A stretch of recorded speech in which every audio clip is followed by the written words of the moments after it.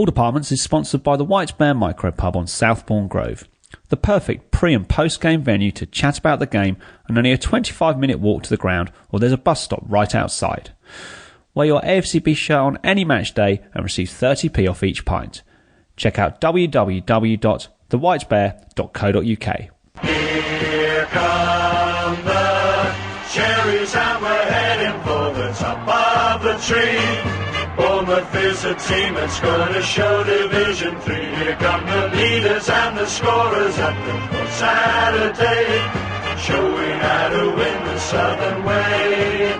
So we sing, come on Bournemouth, come on Bournemouth. While you're out there winning, hear the shouting and the singing. We sing, come on Bournemouth, come on Bournemouth.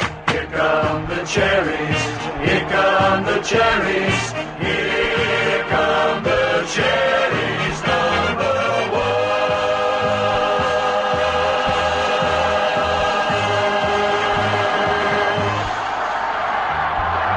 Hello and welcome to All Departments. Our rock-solid Cherries battled their way to a priceless point at the King Power Stadium on Saturday against high-flying Leicester City. Here to report back on how we overcame the odds yet again is Duncan Graham. Duncan, how are you? I'm very well, thank you, Michael. How are you?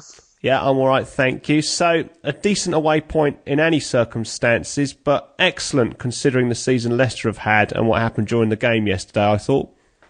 Yeah, I'd agree with you. I'd have taken a draw before we went, regardless of Leicester's position in the league. The fact that they were up at the top makes it all the better, really. Yeah, they've been flying high all season. I was hoping they were going to have a wobble over Christmas. They lost to Liverpool, which is no disgrace, really. Drew at home to City, which I thought was a pretty decent result. But we managed to match City, so hopefully that's another sign of our progress. Hopefully. Things have been going well. Things have been going really well recently. They've been getting some decent results and some very good and surprised wins. Yeah, it's been awesome. Yeah, long may it continue. So, Eddie selected what I think we would say at present is his strongest 11. The same as Arsenal, but he brought Junior Stanislas back in for Mark Pugh. So it was the same 11 that started against Chelsea United and West Brom, all those games that we won. So, yeah, on the balance of the season we've had so far, that's probably the best team that he's been able to field regularly since the injuries and prior to the transfer window, which we'll come on to a little bit later. Yeah. So I was pleased. I was pleased with the team we selected. I wasn't surprised, and so it was all pretty positive. And we started well, didn't we? I think we yeah, I thought we started brilliant. I can't remember them having a touch in the first 10-15 minutes, to be honest. Apart from that Mahrez speculative thing. But yeah, I thought we had a great start, passing the ball nicely, moving nicely. I read we had a penalty appeal. I haven't seen this early on, when Junior Stanislas had a shot and it was charged down by Wes Morgan. It wasn't it looked like a handball. like that. Oh, did it? Yeah, but it would have been really, really harsh. Yeah, it would have been really harsh. I think he probably didn't know anything about it. It was a hard shot, but it just sort of hit him, and he was pretty close to him. But I was miles away, right at the other end of the ground, right at the top. So couldn't see it very clearly. But yeah, you've seen him give him, but it would have been really harsh.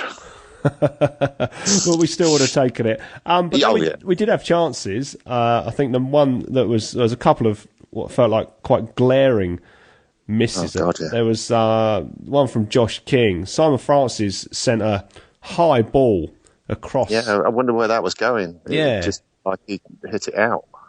But then, yeah, Stanislas got it back. And, yeah, I don't know how he missed that. No. But he did. Yeah. It didn't look good on the TV. I heard it on the radio. I didn't go yesterday, obviously, and it's like John Williams and the other guy who was commentating. I can't remember who it was yesterday, but they were very much the opinion he should have scored. Then when I saw it, and I've seen it a couple of times since, it was gilt edged, and yeah, that I mean, we've already mentioned that we start. He'd be very disappointed with that, as they say, because we start.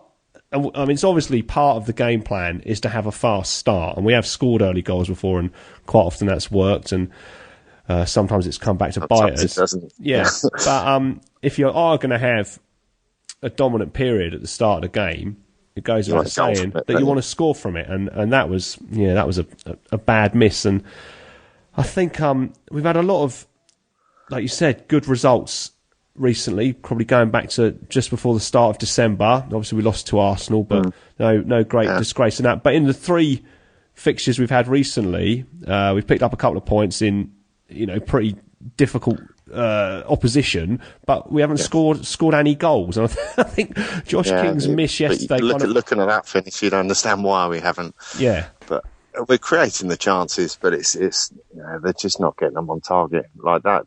Josh King's header just needed a bit more contact on it. He was trying to glance it into the corner, trying to beat Schmeichel too much, and didn't get enough on it. Are you worried about our lack of goal scoring? Do you think it could come back to haunt us? No, not at all. No, because whatever happens, we're going to sign strikers in January, and I think if anything, it makes it more appealing for the strikers that could be signing to see these chances going wide or missing or getting saved or whatever. It gives them, an added bonus, thinking, if I was there, I'd have put that in.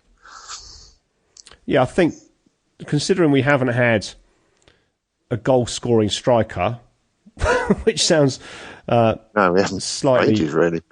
Contradictory. Callum Wilson. Yeah, without Callum Wilson, I think the top scorer is still Wilson and Junior Stanislas. Junior's got 5 over the course of the season, and everybody else is trailing in with sort of 2s and 3s. Considering that fact, we've done really well anyway, but we've done well to sort of stay largely above the relegation zone, and obviously the results have improved recently. So like you say, if we are able to sign a player with a few more goals, somebody who could pick up, well, hopefully 8 to 10 goals before the end of the season if they come in January, then that could, make all the difference. And I think it would. If you're like picking a name out that's been bandied around today, you were Jermaine Defoe, you'd be going, I'd have put that away. I'd have put that away. I'd have put that away. They'd play me because of that, and therefore, as long as the deal's right, you'd sign. I think it's a positive rather than a negative, if you want to look at it that way. I think it'll be a good January for us. Let's hope so. We've had a good December. It has to be a good January for us. Well, I said this last week. I think everyone said it. We were praying not that long ago, probably towards the middle of November, that the time would pass quickly until January, and we'd be clinging on with points in the mid-teens around sort of Sunderland, Newcastle's position. Things have gone better than expected. Now we're in that month. We have signed a player. Hopefully he'll turn out to be a good signing, and we've got. But apparently, he looks very good on FIFA. Well, I think he's it's the all-important thing nowadays. Yeah, I was calling him Iturb last week. I've heard a few different pronunciations, something like Iturbi, but I'll learn to say his name properly in the coming weeks. He seems to be one of these players who has got a lot of promise, and at times has fulfilled it, at other times hasn't. I think at Roma he's had a bit of a patchy time of it, but Eddie can usually, more often than not, get the best out of these players, although not always straight away. It sometimes takes a while for them to blend into the team, but hopefully he'll give us something extra. I don't know if he's an out-and-out forward, though, is he? I think he's a winger, isn't he? Yeah, but then I'd put him in the same sort of book as Sanchez. He's not a striker, but he tends to score the odd goal or two. But I think we can't afford to buy the finished article, so we've got to buy players with potential, players that are slightly unsettled at current clubs, or players with a point to prove. Like Dan Gosling, couldn't get in the Newcastle team, but I'd say he's been pretty much my man of the season so far. He had another gilt-edged chance yesterday, Oh, God, yeah. which went begging. There was a bobble. Yeah, there was. You could see that on the telly, actually. Josh King raced past Robert Huth. Huth chose not to push him in the face like he did with poor old Tyrone Mings in the first game, and put the ball across to Gosling. Gosling was in space. It did bobble up slightly, and he shinned it over. He didn't actually make contact with his foot. He did actually have time for a touch, though, I thought. What did you think? Yeah, I thought he did. It was in acres of space. King had skinned Huth. I think probably Huth was very relieved when he went off, but he had time. Take a touch, or do something with it, but he didn't. It reminded me a bit of the one he had against Aston Villa, which slightly different chance, but he kind of snatched at it and blazed it over. He scored. They've all done that though. Yeah. They've all done it. Haven't they? Stanislas did it. I think was that Arsenal or was that Palace? I can't remember. But yeah, they've all missed opportunities like that, which is weird, as soon as that's pretty much what they're practicing in the warm up. Just getting onto a sort of rolling ball, and couldn't put it away. Yeah, annoying. Yeah, luckily Leicester didn't put their chances away. They had a couple of decent ones. There was Vardy, who has been their main man this season, along with Mahrez, obviously. He's kind of shot to fame this season, Vardy. I think unless you're a football fan that keeps a close eye on what's going on, hadn't really heard of him prior to this season. Yeah. His pace is obviously a huge danger and an asset to them, but this shot wasn't really a result of his burning pace. I think Ajoa had a shot and it deflected off one of our players and fell straight into Vardy's path. Yeah, and it sort of hit his feet, and I don't know. I mean, I might be doing him a disservice because he did have a really good first touch if it was deliberate, and then he was kind of in past Simon Francis, but Boritz, who I think this was the first piece of really good work he did in what went on to be pretty much a man of the match performance, came out and spread himself really well. And although you'd have backed Vardy to score there, and he certainly would have backed himself, he hit the post. But it was a bit of a let-off for us, wasn't it? Yeah, very much so.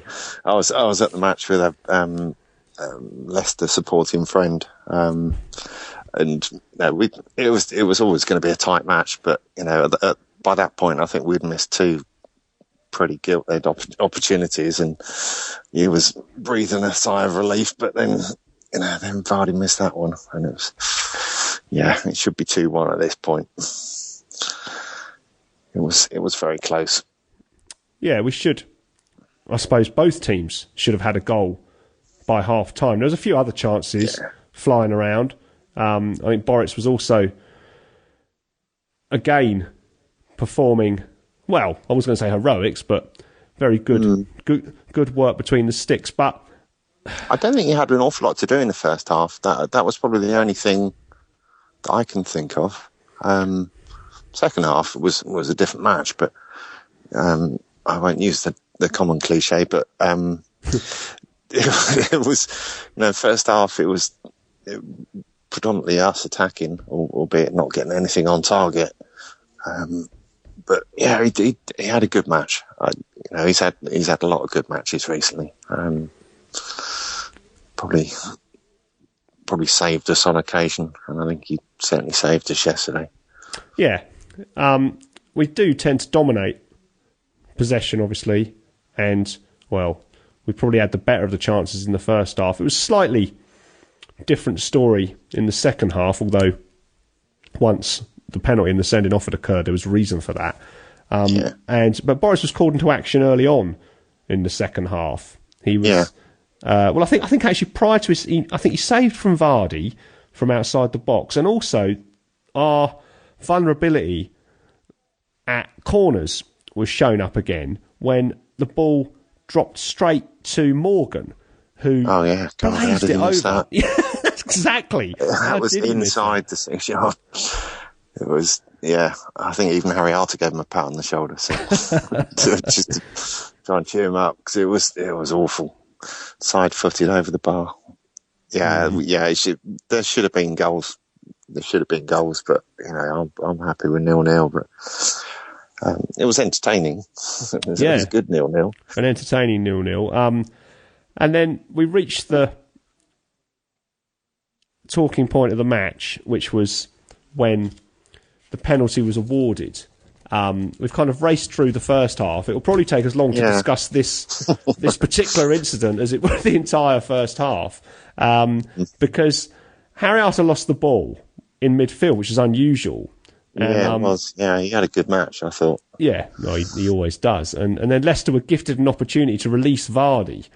And so it's like making hay for them, seeing this kind of space in behind the defence when we're pushing up into the midfield and the defence are kind of beyond our own 18-yard box, and so there's that gap for him to run into. And he raced away past Simon Francis, but Francis is no slouch, and he, as Vardy was obviously had to slightly slow down his stride in order to keep control of the ball or to get hold of the ball, Frano was able to catch up. But Vardy's no fool, is he? He makes sure he goes in close to the defender, and he's just chopping left and right, and so it's difficult if the defender's going to throw a tackle. It's always the risk of, making a clumsy challenge. And so Simon Francis did throw the tackle, and down went Vardy, and Andre Mariner then gave the penalty. And in real time, I don't know what it was like in the stands. We were miles away. We were miles away. From where I was, it looked a penalty. But having seen the replays, it definitely isn't a penalty. He got the ball, but you can totally understand why the ref gave it. Well, that's the thing. He's been hammered a bit by our fans, which I know probably felt slightly aggrieved myself when I saw the replays. But I don't want to sort of defend a referee who's given a penalty against us too much. But in real time, it's difficult to see that that Frano got the ball. I mean, the only thing I guess that raises is the old video technology thing about video technology, which know. But then, is that even conclusive? You just don't know whether. I don't know. I thought it was a brave tackle. It had to be made. And as it turned out, it was the right thing to do, albeit he misses the match. Yeah, well... If he hadn't made the tackle, Vardy would have scored. And he didn't score in the end, and neither did Mahrez. We'll come on to that in a second. Yeah, the tackle itself, I saw a photo today on Twitter, and you could... It was the exact moment when Francis touched the ball, and you could see that Francis' legs are wrapped around Vardy's, I think, left leg, whilst he is making the tackle. And so, of course, the referee probably doesn't have that good a view of the ball, does have a good view of this kind of scissor motion that Francis appears to be making, and he gave the penalty. I don't think we're going to appeal. He pulled out a red card. You could see Simon Francis on the television saying about 4 times, I touched the ball, but of course that's not going to make any difference. Apparently the referee said afterwards, or where did I read this? I can't remember. It must have been on Twitter or something like that he did touch the ball, but it was still a foul. I think most fans or most people think the rule is if you get a bit of the ball, then that's okay. That isn't a foul. But, well, I haven't checked that, but if Andre Mariner really did, comment that he did get the ball, but it was still a tackle from behind or whatever, then maybe the wider understanding of the rule isn't very accurate. Yeah, whatever happened, he had to make the tackle. And it was always probably odds stacked in favour of a red card and a penalty. I suppose once he gave the penalty, he had no choice. Well, the referee had no choice then but to send Francis off because he was, obviously the last man. And I was also surprised to learn and pleasantly surprised that it's only a 1-game ban. So Eddie says that... Yeah, I don't know why that is. No idea on that. Was that because Eddie talked to him afterwards, or...? I don't know. I haven't looked it up. Sometimes I look these things up. I haven't looked that up. I imagine it isn't to do with what the manager says to the referee after the game, because otherwise you'd have this constant on-field kangaroo court where the managers were making a protest and trying to get the ref to change their mind. It kind of opens up all sorts of avenues, like bribery and stuff. I was surprised to see Eddie talking to the ref afterwards. I didn't think that was a normal thing. No, well, Eddie said he only I can't read lips very well, and you can just see Eddie's in the press conference. They ask Eddie about what did he say to the referee. I think the journalist says, you confronted the referee after the game, and Eddie says, no, I didn't confront him. I went on to ask him what the situation would be with the suspension. Not sure that was the entire content of the conversation. Eddie did look quite wound up, but then managers always are just after the game. Eddie's probably more composed than most. But anyway, I can only imagine it is linked either to the player's previous disciplinary record this season. Not sure how many yellows Fran has picked up, but he hasn't obviously had a suspension from that. And or to do with the nature of the foul. If it's that type of foul, then maybe, I don't know. I don't know how these things are measured in terms of what foul is worse than another. But I just assumed that a straight red was a 3-game ban. Two, you thought? Is it 3? Yeah, I thought it was 2. Yeah. But Anyway, well, either way, he'd have probably been rested against Birmingham anyway. Well, exactly. I think he definitely would have been, and well, he will be now. And then I think there was quite a long delay between the actual foul and the penalty. Mahrez took that. Vardy took it against us earlier in the season. That was Vardy's first goal in his, I think, 11 game goal scoring run. He's let Mahrez take over now. He's set his record, and thank goodness for that, because Mahrez did this stuttering run.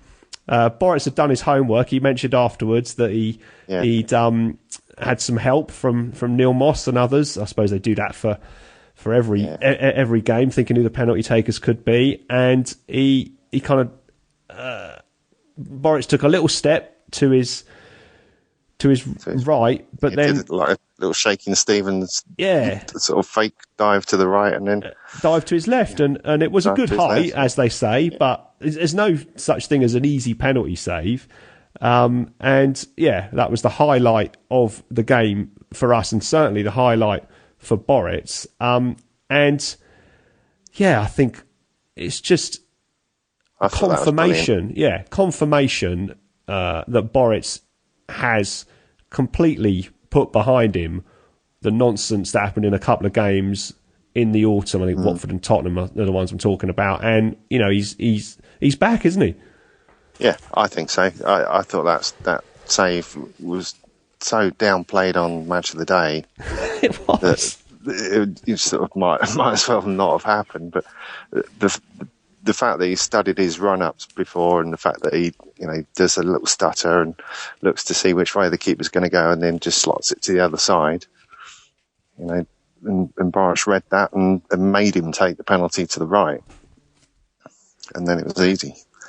Well, not easy, but straightforward height, and he's a hero. It was awesome, totally unexpected. Thought that was game over at that point.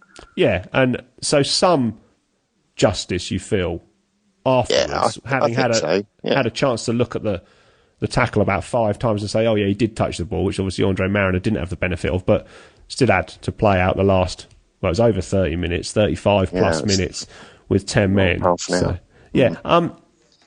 I think actually prior to the penalty, maybe a few minutes before that, Eddie took Josh King off and put Glenn Murray on. I don't know if you could tell anything in the stadium. Was King injured? Was it the hamstring again? No, it wasn't. It wasn't holding his hamstring. It wasn't pulled up. It wasn't. I think it was just a change, maybe giving Josh a rest. but there didn't seem to be any injury. Not like was it Arsenal when he was pulled? Arsenal, it was cramp at Arsenal. Apparently, he said afterwards, because he went over he was chasing for a throw in, and he pulled up, and I thought, oh no, it's the hamstring again. But it was, well, they said afterwards it was cramp. Might have been a hammy, who knows?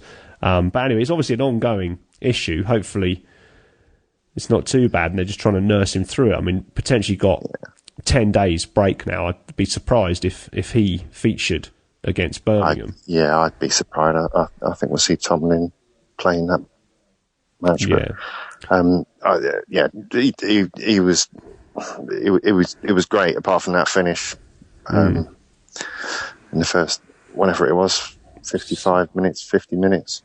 So Murray came on. I've seen Murray's been receiving a little bit of flack today. He's received his fair share of flack.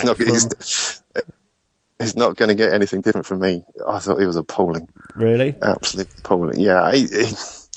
You put a big man up on the pitch. You want, you aim for him, hit the ball to him, hold the ball up, give the ball off to someone else. And he was just, every touch was heavy.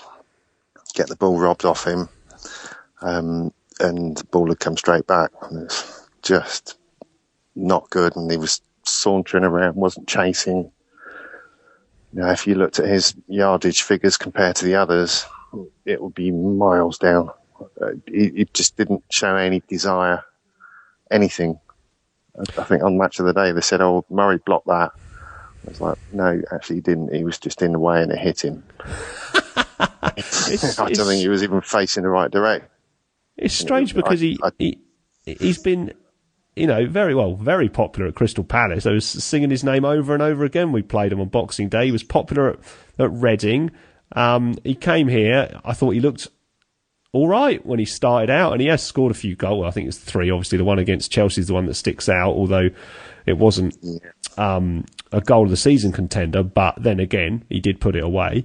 But yeah, he just, at the moment, he certainly isn't finding favour with the majority of the Bournemouth fans, is he? No, I thought he was half decent when he came on against was that Man United, and he was actually working hard in that match. But in this one, he just didn't seem bothered. Maybe I'm doing a disservice. Maybe his instructions were to give the ball back to Leicester and say. Well, Eddie did say that. Eddie did say something along the lines of once. I mean, obviously we hadn't had a player sent off when Tomlin, when Murray came on the pitch, but there could be communication after that. Eddie did say that he wanted Leicester to have the ball or to dominate possession of the ball once we went down to 10 men, in order that we wouldn't have to, be caught in possession. He referred to these transitions, which was basically what happened with the penalty anyway, whilst we still had 11 men on the pitch. But I don't suspect he actually told players to give the ball away, did he? Away. No. There was a good opportunity. I think it was quite late in the match. Maybe we were skipping a bit, but Murray and Stanislas over on the left, and it just sort of bobbled away from him. It was annoying, really annoying, because it was quite a good opportunity, and the game was quite stretched at that point. And we could have gone on and done something, but just his touch wasn't there, and it didn't look like there was a desire to win it back when he lost it. If Harry Arter lost the ball, you'd know that he's going to chase. Matt Ritchie lost the ball, you know he's going to chase. Murray loses the ball, and he's not going to chase. Although I'd say Adam Smith would be in the same park. I don't think he chases back enough. No, did he not put in one of his quality performances yesterday? I haven't really heard much about how he played. It was good. Mostly good defending. There was a couple of long balls out that sort of bypassed him. He misread the flight of the ball and it went through. Was it Albrighton on the left? I can't remember, but a couple of times he got beat. Going forward, he does his normal sort of jinking runs, and I think they've done a bit of research on him now and know that he's going to cut inside and loses the ball and doesn't get back quick enough, in my opinion. This podcast is sponsored by the White Bear, your local micropub on Southbourne Grove, where you can't watch the game, but you can definitely talk about it. Head to the White Bear on any AFCB match day wearing your team shirt and receive 30p off each pint. Check out www.thewhitebear.co.uk. So, as we said, there was about 35 minutes left of the game, if you include injury time. We had 10 men. And Eddie immediately brought Sylvain Distin off, took Harry Arter. Sorry, put Sylvain Distin on, took Harry Arter off. I think Arter had already been booked. And yeah, surprise. But it wasn't for tackles. He did dive in on a tackle, but I think he got booked for mouthing off. Well, yeah, that's been his Achilles heel throughout his time with us, and he has tried to. Well, he says that he's tried to cut that out, and he doesn't mind so much if he gets a booking for a strong challenge, but getting bookings for shooting your mouth off doesn't go down well, I don't think, with the manager. But with a player like Harry Arter, he's always going to get booked once or twice a season for that, isn't he? Always. But, you wouldn't have it any other way, would you? Harry Arter is brilliant. And the fact that, the things that he's gone through recently. Absolutely. He deserves a medal for being on the pitch most of the time. But I thought he had a gregreat match. It was a shame for him to come off. But you totally understand why he was on a yellow. At a time it was going to get a bit needly and gritty. You probably don't want Harry on there on a yellow card. No, not when you've had one man sent off already as well. It's I guess you have to, as the manager, Jason Tindall, have to quickly make a decision about what to do. I suppose you're most likely to lose a defender in a game against a team like Leicester with so much pace. If there is going to be a sending off, you can't predict that. But then you have to quickly think, what are we going to do? And it's like, well, he's on a booking. We could go down to 9 if we're not careful. So, unfortunately, even though, I'm just constantly impressed with, like you said, his ability to get on the pitch for number one, and secondly, the way he plays when he's there. But he had to come off, and Distin came on, and then it was pretty much, by the sounds of things, backs against the wall, and we already talked about. It was parking the bus. To use the old Special Ones expression. It was just defend, and they did it very well, really well. Good shape, good structure, chasing the ball when they needed to, cutting it out. I think I saw some stats today that Steve Cook made 15 clearances after the sending off, which quite impressive. He was he had a good defending day, I thought, Cook, yesterday. Yeah, I've seen teams do that to us in the past at home, probably more so in the Championship, when we've been, doing well, riding high. I can remember teams like Rotherham, Sheffield United, Blackburn, coming down and just keeping their banks of four highly organised and frustrating us and staying behind the ball. And even though we've had all the possession, just not able to unlock the door because there's just no space. There's always somebody there. There's always a body in the way. And so it was, I guess, in some respects, although I'd much prefer to see us, tearing forward in a game like that against a team that have been doing so well and have got plenty of threat up front, for us to be able to survive in that fashion for over a third of the game. And keep them at bay is, in some ways, is quite a satisfactory outcome, isn't it?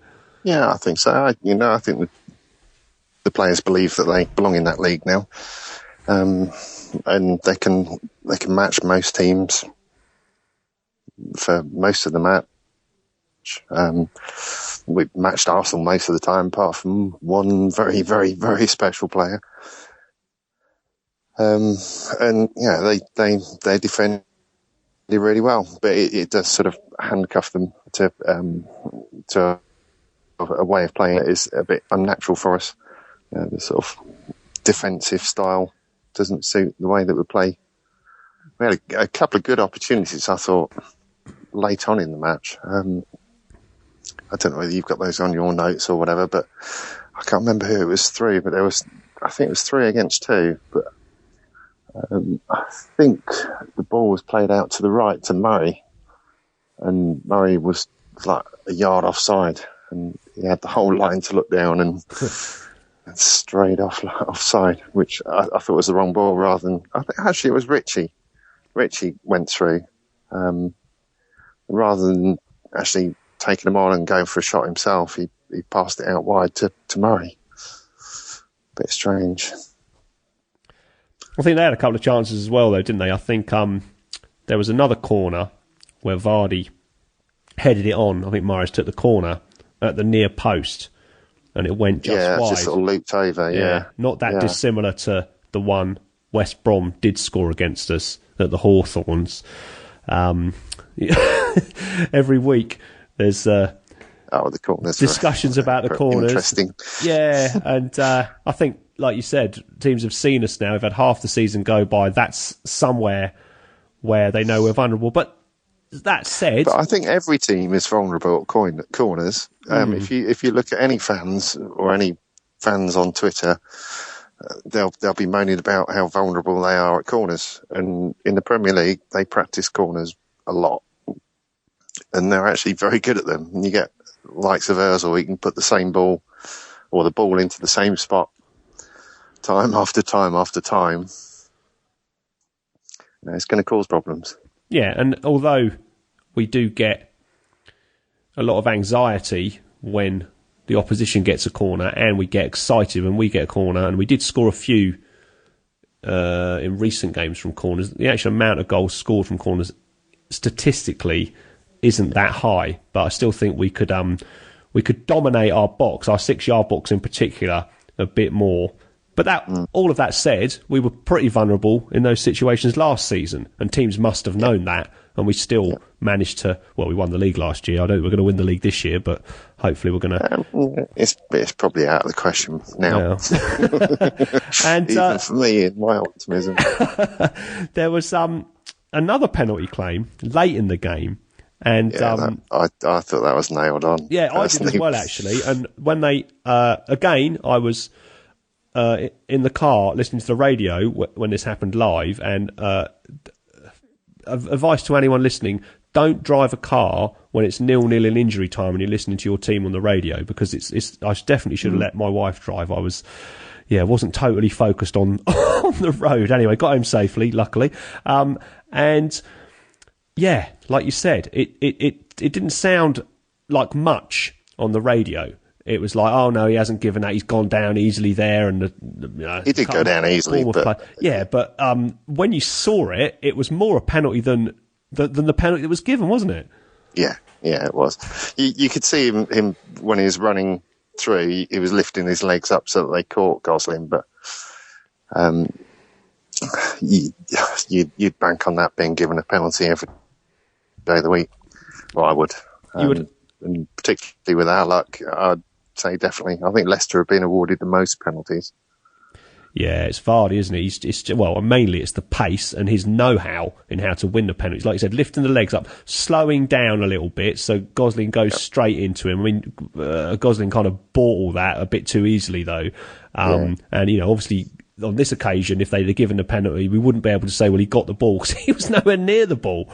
So, we were a little bit lucky there, I thought. And you can't see into Andre Mariner's mind, but you do maybe sometimes. He was evening it up. Exactly. Even subconsciously, he waves it away, and then it doesn't come back to haunt him. And he gave the earlier penalty, but then they missed it, so he kind of got away with that. And if he was thinking later, well, maybe he did get a touch on the ball, I'm not sure. Although you don't really know, like you said, we can't see into his mind, and they don't say much afterwards. So anyway, didn't give it, and that was pretty much it. So another excellent result. Hence 4 minutes of extra time. Yeah, well, that's exactly what I was referring to when I was driving home. I'd be better off being at the actual match, I think. And it's just like I said, we've only we haven't scored any goals in the past 3 games. We've only picked up 2 points out of 9, but it still feels like we're absolutely holding our own in this division now, doesn't it? When Callum had his injury, it was all about we're going to be cut adrift at the bottom of the table before the transfer window, and to actually get to the transfer window not actually being in the bottom 3, I think is a miracle. And now it can only get better. God knows. I like the amount of names mentioned on Twitter today is outrageous. I think we're 33-1 to sign Fabregas. I think he's gone from being a little wonder kid at Arsenal to being a bit of a disruptive influence in the dressing room at Chelsea. So I'm not sure Eddie would be too keen to have somebody like that come in. But yeah, I mean, like all other teams, I guess if we kept a close eye on the rumours surrounding any other team, it would be exactly the same. And half the players we're being linked with, probably more than half, or like 3 or 4 other teams are being linked with as well. And so this, or it's the Berbatov situation where it's just the agent trying to get him a pension. Yeah, exactly. And so this is not going to change. It's going to go on now until the end of the month. And we've signed a player already, which is one more than we signed in the last January transfer window. So that's a positive development. That'll keep Mr. Sargent happy. Exactly. Well, it all worked out in the end last year. It did. Yeah. And like you said, we probably could do with, and we talked about this already, a forward who can promise to put away some of the chances that we're creating. And I think, I was going through the potential changes for the game at Birmingham. I mean, Eddie's going to rest the majority of the players, but when I made a little list, the 2 that I thought, has he got anyone to fill in for them, were Daniels and Smith. I mean, do we need to strengthen at fullback, do you think? We've just let Joe Bennett go back, haven't we? Yeah, I'm not really sure what happened with that. No. Was he injured? No, I'm not sure. Seems to be a lot of injuries in the reserves. But I think Daniels has been awesome, absolutely awesome. Brilliant, yeah. But do we need to strengthen? Tommy due back next week or the week after? Yeah, I think, in my head, I've always thought that would be the game, the Birmingham game, that would see Elphick either starting or coming on. Obviously, I don't know the exact details of his injury, but he seems to be getting close to full fitness. And the others, I think everybody else who has played yesterday, or certainly started yesterday, won't be in the starting 11 at Birmingham. And he's got plenty of other options in the other positions. I think just with those fullbacks, the only other thing I can see happening is in bringing in players from the development squad. And although, there's an ongoing debate about how seriously managers should take the FA Cup, and I certainly have some sympathy for the point of view, which I know Georgia was on last week, which is people travel, pay good money to go to the games, and then, the manager doesn't put out a team that you think is the best team to win the game. It's right, happened to Villa, didn't it? And, that was annoying because they were there for the taking. Yeah, and it's an unfortunate reality in the modern game that has kind of sapped away a bit of the magic of the cup. That teams do play, certainly Premier League Championship teams do play weakened. Eddie would never use these words, but it's obvious, really, weakened teams for the FA Cup. Of course, the other thing is, and I don't want to get ahead of myself here, but we have been thrilled time and again in the last few years by the Cherries, is that we could, I can't believe I'm saying this, have a sniff at winning it. So, it'd be nice to, Calm down. You'd think we could beat Birmingham, but they're not the team we beat 8-0, so it's not going to be, an easy fixture, is it? No, it's they'll be looking at it thinking, it's a winnable match for them. It depends who we put out as a team. You would hope that our second string will be up to the job. But have we got any game changers on the bench that could come on and actually win it? I'm not sure. I'm not sure at the moment. Maybe a good chance for Iturbe to come out and have a run around. If he's got his permit, they must be confident of getting that. It's just a matter of when, really.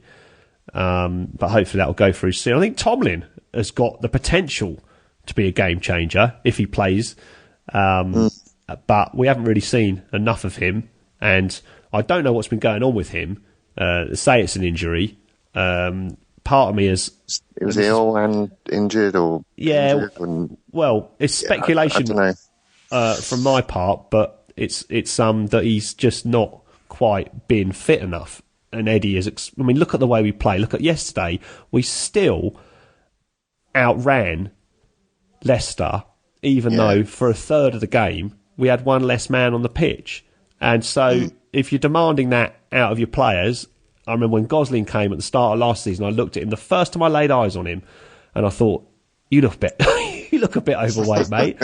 And you didn't get in the team much last season. Yeah. And then, obviously Lee Tomlin is playing on the edge of his fitness all the time, and I don't want to use harsh words, but he looks like one of those who's going to be a bit of a Steve Bruce once he retires. He might put on a few pounds, and so I just always had a little suspicion that the reason he's not been featuring very much is Eddie's been saying, look, you need to sort it out. You need to get tip top, 100% fit, and like as fit as you've ever been if you want to feature in this team. So I guess he must be getting there.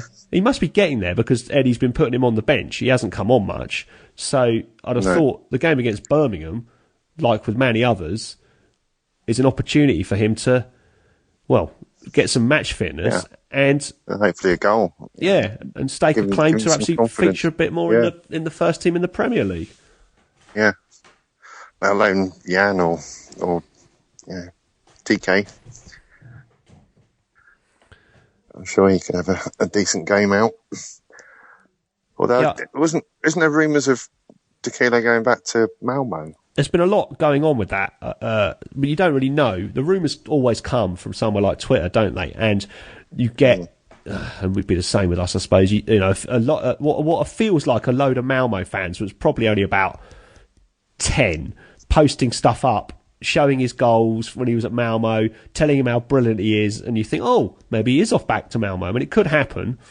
And so, if he goes back on a permanent transfer, then he'll be missed in some ways. But I guess we won't miss his goals because there haven't been that many of them. Of course, we lost Christian Atsu this week, so we lost him. He's gone back to Chelsea. I'm not really sure what happened there. They've obviously got a new manager. He didn't feature in their squad today. I had a look through their subs bench when they played Palace and no sign of him. Whether they've just come to an agreement and said, well, we can send Atsu back, and then we can get Iturbe in on loan because obviously you're only allowed to have two long-term loans, I think, and it's reviewed at this time of year. But I personally never saw him play, so I can't really put any nor me. judgment on him. He played a couple of League Cup games. He came in as the joke at the time, or certainly since, has been he was a marquee signing, but just didn't really work out, did it? No, he needs to be. I think he was one of those players that was always in love with his parent club rather than the club that he was actually playing for. So he doesn't belong at Bournemouth. Well, not anymore. I think Eddie probably would have liked to have seen him in the team a bit more. I think I said this is similar basis for this is what I was saying about Tomlin, i.e. just what's going on in my head, which is I get the feeling that actually was genuinely injured, at least for some of the time. He wasn't featuring very much, but I suppose he'll just be, hopefully he'll go on and have a good career, but he'll just be one that will soon be forgotten and occasionally brought up as a slight mistake, although we've held our own as we've been staying. So, overall, it's been going very well. I remember when I spoke to you last season, Duncan, you had some very precise thoughts on the kind of points that we needed to gather to go up, and you weren't too far off in the end. I wasn't really. A bit off. Actually, no. I think we got more points than I said. I thought we'd get 85, and I think we got 89. Didn't we? I think 12th of March will be our safety point. 40 points. Oh, really? You're naming the day. Yeah. Well, I think it's around that day, middle of March. Oh, right. So who have we got on the 12th of March? We've got Swansea that day. Yes, Swansea at home. So if we could cobble enough points together by then, and I think January's the key month. We've got to get points this month with the teams we're playing. Well, yeah. I mean, you look at it and you think, well, we've got Norwich, West Ham, and Sunderland, but Norwich have improved recently. They had a bit of a dip, but they've had a good Christmas. West Ham, they tend to blow hot and cold a bit, but some of their players are coming back from injury.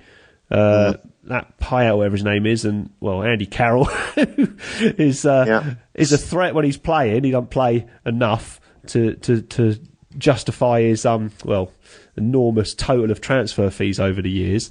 But yeah, I think those games aren't easy, and even Sunderland. I was actually hoping that it would either be a draw or a win for Villa yesterday to keep Sunderland at bay. They only beat Villa yesterday, which we didn't do that, but these days it isn't considered to be a huge achievement.